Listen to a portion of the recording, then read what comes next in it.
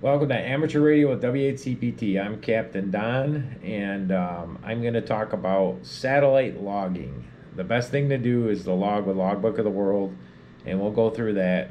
I know I have another video up about how to go from QRZ to Logbook of the World. That actually still works.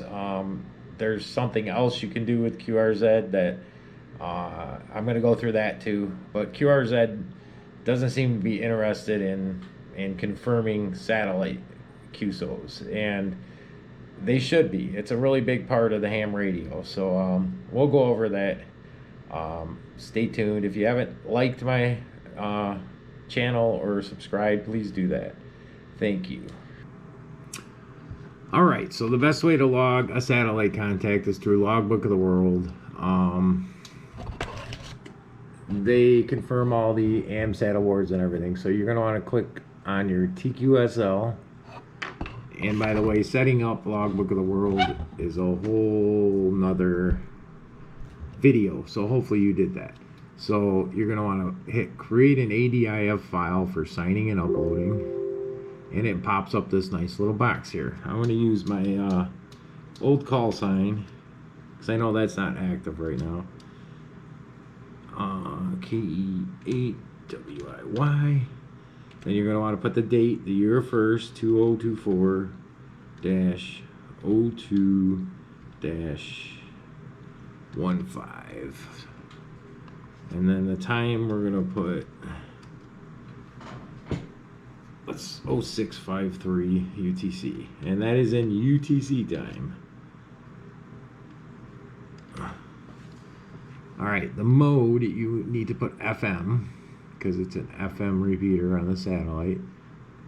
This first one, the band would be 2 meters, and the receive band would be 70 centimeters. And the frequency for the the uplink is 145.990, and then the receive is 437.810. So now, if you notice here, of course you need all this stuff here. These boxes mean the gray means they're important. If you don't have these, they will not confirm.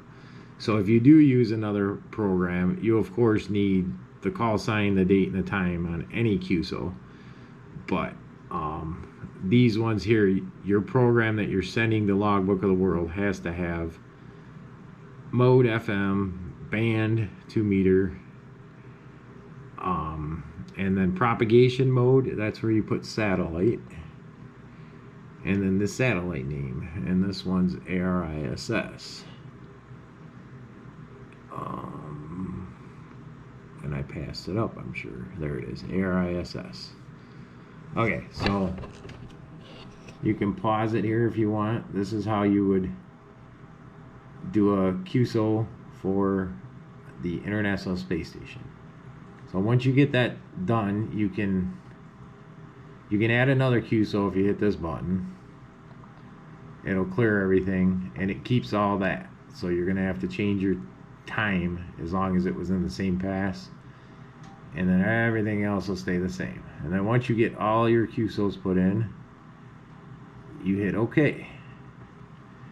And what it's going to do is it's going to save this somewhere to your computer. So right now it's going into one of my deer hunting folders, so I need to find my log folder.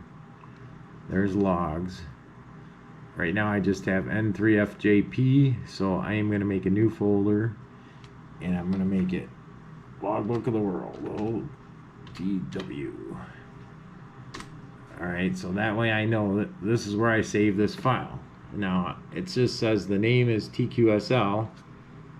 I'm going to call it ISS February 15th